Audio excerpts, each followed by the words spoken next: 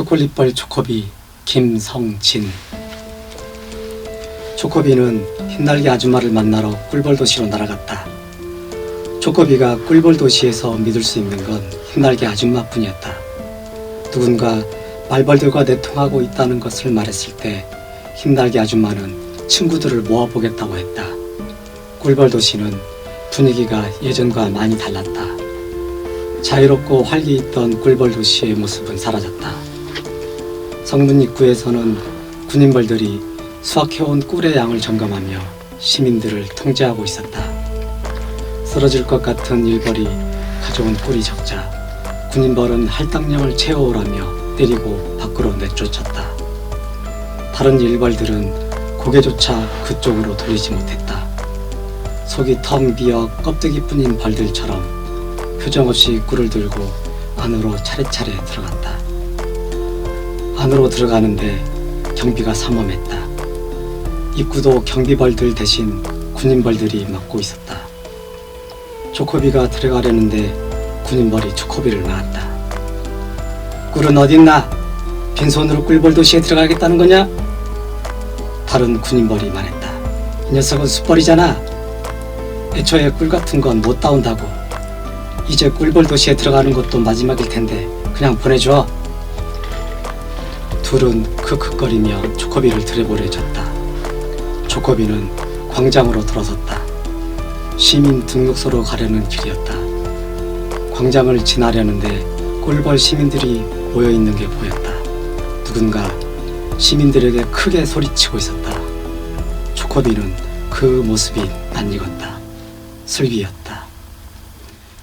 지금 우리 꿀벌도시는 그 어느 때보다 잔혹한 시대를 살고 있습니다. 공동체의 삶은 사라지고 잔혹한 경쟁에 내몰려 타인의 아픔과 좌절이 나의 기쁨이고 성공이 되는 세상을 살고 있습니다. 이것이 우리 꿀벌들이 살고 싶어한 삶입니까? 이것이 우리 꿀벌들이 이루려 했던 세상입니까?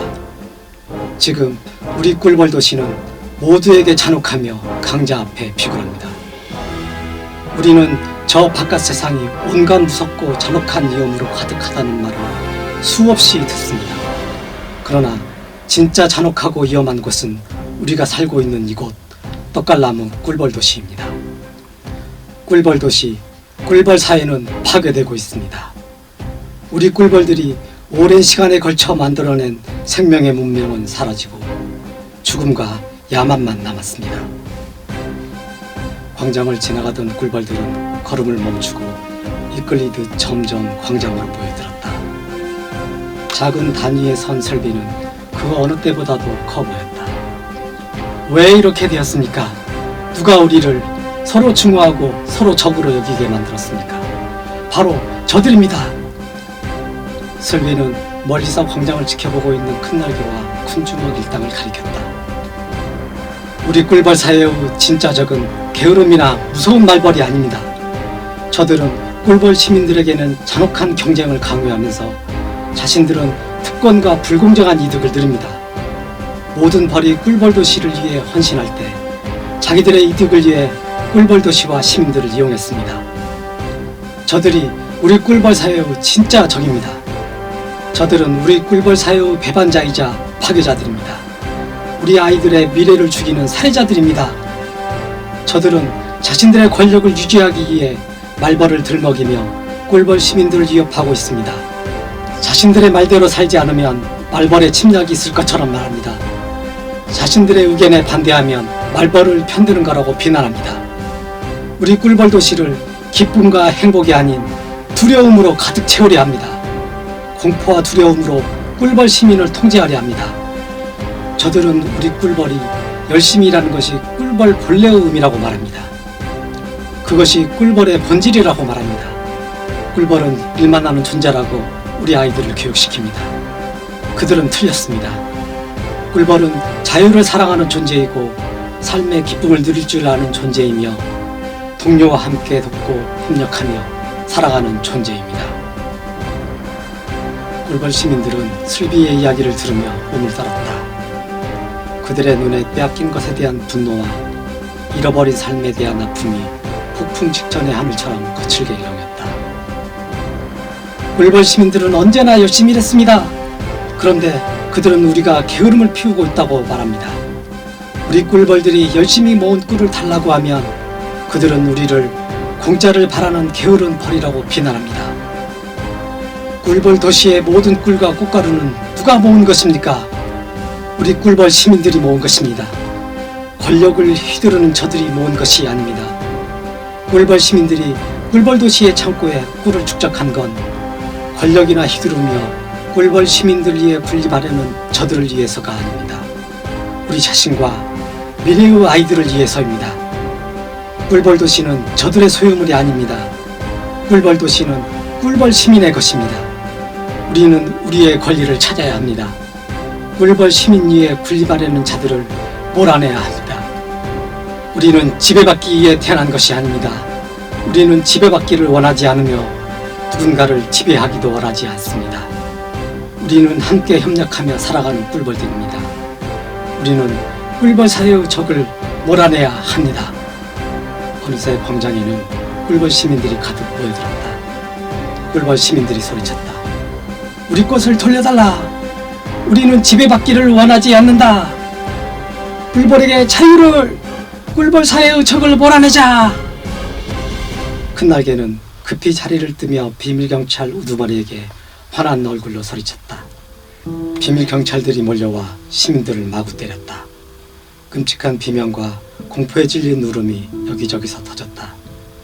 맞아서 축 늘어진 슬비는 비밀경찰에게 질질 끌려갔다. 슬비는 머리와 얼굴이 엉망으로 찢어져 있었다. 광장은 쓰러지고 도망치는 꿀벌 시민들로 아수라장이 되었다. 조코비도 그 혼돈의 물결 속에 있었다. 조코비는 꿀벌 시민들을 뚫고 앞으로 가려 했다. 슬비를 구해야 했다. 하지만 겁에 질려 도망치는 시민들에게 밀려 넘어졌다. 도망치는 꿀벌 시민들 뒤에서는 비밀경찰과 큰 주먹의 꿀벌 청년단이 뒤쫓으며 꿀벌 시민들을 마구 후려쳤다. 꿀벌 시민들은 넘어지고 비명을 지르며 도망쳤다. 넘어진 꿀벌 시민들을 무차별하게 구타하는 소리가 끝없이 들렸다. 광장은 비명과 공포로 뒤덮였다. 여기저기에 꿀벌 시민들이 가피가 찢어진 채 쓰러져 있었다. 광장 바닥은 흘러나온 체액으로 가득했다. 비릿한 체액 냄새가 토할 것처럼 광장에 가득 찼다. 조코비는 공포의 물결을 거스르며 겨우 앞으로 나아갔다. 슬비는 큰날개의 부하인 나방더듬이에게 끌려가고 있었다. 조코비는 미친 듯이 돌진하여 나방더듬이에게 부딪혔다. 공포에 질려 도망치는 꿀벌 시민들의 물결이 조코비와 슬비가 있는 곳으로도 몰려들었다. 슬비와 비밀경찰을 덮치며 넘어지고 혼란을 일으켰다. 조코비는 도망치는 꿀벌 시민들의 발에 채이면서도 아래로 기어서 슬비 쪽으로 움직였다. 슬비를 부축하여 꿀벌 시민들 물결에 섞여 골목으로 도망쳤다. 나방더듬이가 다른 비밀경찰들에게 소리치며 명령했다. 비밀경찰들이 조코비와 슬비를 붙잡으려 쫓았다. 기절한 슬비를 데리고 멀리 도망칠 순 없었다. 혼란스러운 꿀벌 시민들의 물결 덕에 몸을 피하긴 했지만 멀리 갈 수는 없었다. 조코비는 슬비를 골목 안쪽 커다란 쓰레기통 속으로 끌어당겼다. 기절한 슬비는 온몸이 피로 범벅되어 있었다. 눈과 입은 피에 젖은 채 퉁퉁 부어 있었다. 비밀경찰들이 골목을 뛰어 지나가며 슬비와 조코비를 찾았다. 골목에 그대로 숨어 있을 수는 없었다. 비밀경찰들은 곧 모든 골목을 샅샅이 뒤지기 시작할 것이다. 그러면 쓰레기통 속에 숨은 조코비와 슬비도 발각될 게 뻔했다. 조코비는 결단을 내렸다. 자신이 나가서 비밀경찰들을 다른 곳으로 유인하기로 했다. 조코비가 쓰레기통 덮개를 밀고 나가려는데 슬비의 손이 조코비를 잡았다. 조코비, 겨울부꾸를 포기하지 마. 아무도 버려주지 않는 세상. 우리 꿀벌 도시는 그것이 필요해. 피로 범벅된 손이 축 늘어졌다. 슬비는 정신을 잃었다.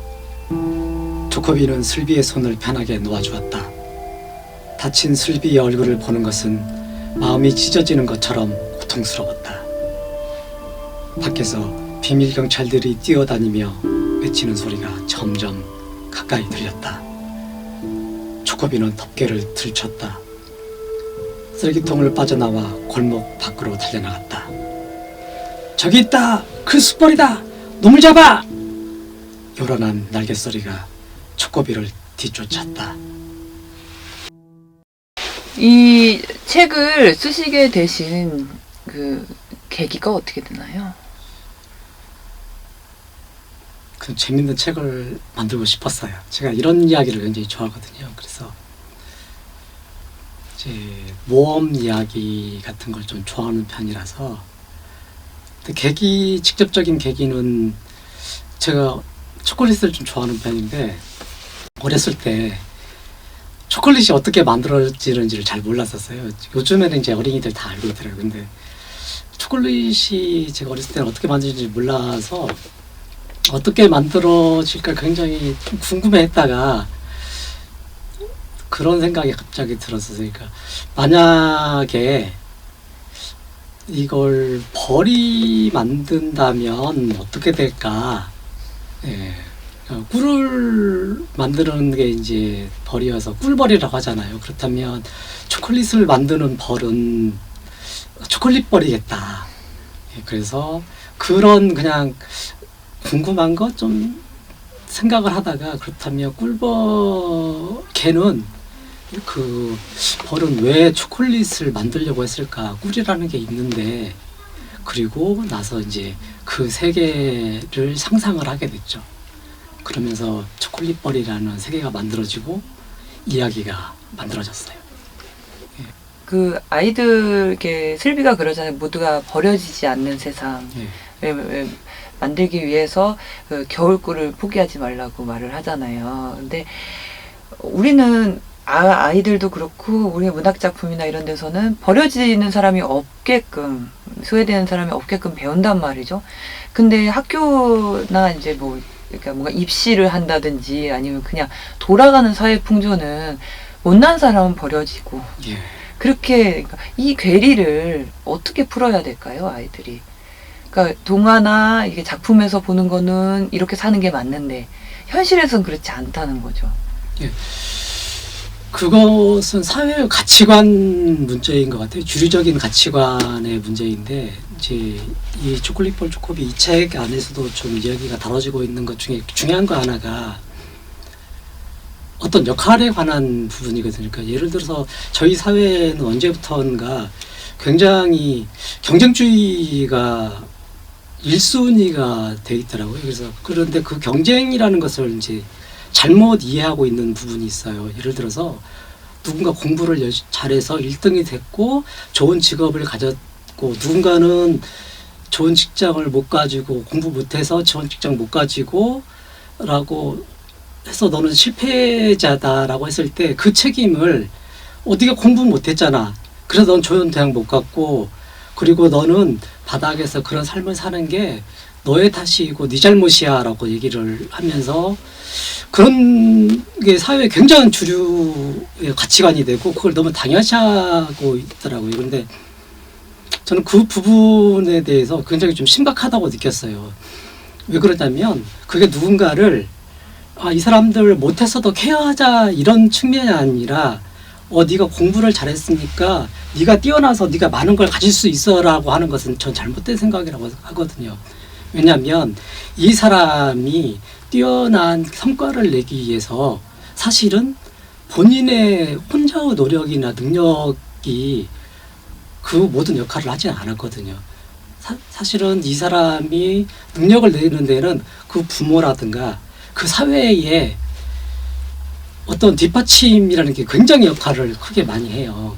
그런데 많은 아이들이 자신이 이미 특권을 누리고 있어서 특권을 통해서 그 자리에 올라섰는데도 불구하고 그 자리에 같이 올라오지 못한 애들을 너는 뛰어나지 못한, 네가 노력을 안 했잖아라고 얘기를 해요.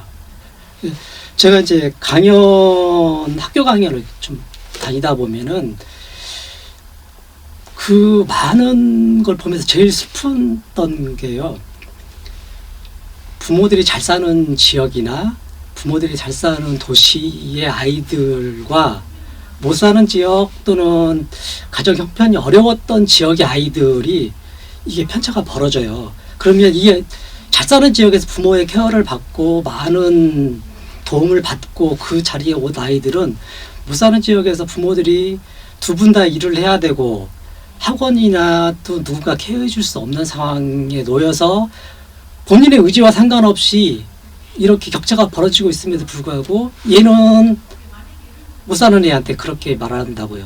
야, 네가 노력을 안 했잖아. 네가 노력을 못해서 넌 조연도 못 갔고 네 인생이 망가진 건 네 잘못이야. 라고 말하는 것을 요즘 이제 사람들이 이거 능력주의 사회에서는 공정한 경쟁이라고 말을 하잖아요. 근데 그건 공정한 경쟁이 아니거든요. 그래서 그런 가치관 자체, 이게 공정하다라고 믿고 있는 가치관 자체가 잘못됐다는 것을 좀 말해주고 싶어요.